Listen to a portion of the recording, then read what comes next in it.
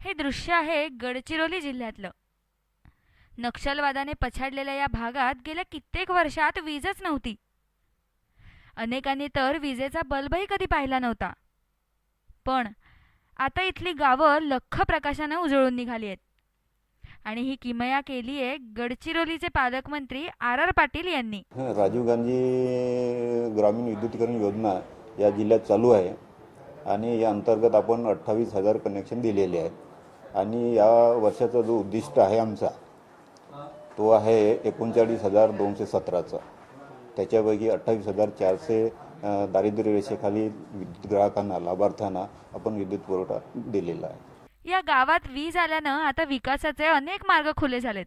या उजेडानं आदिवासींच्या जीवनात आता आनंद निर्माण झालाय.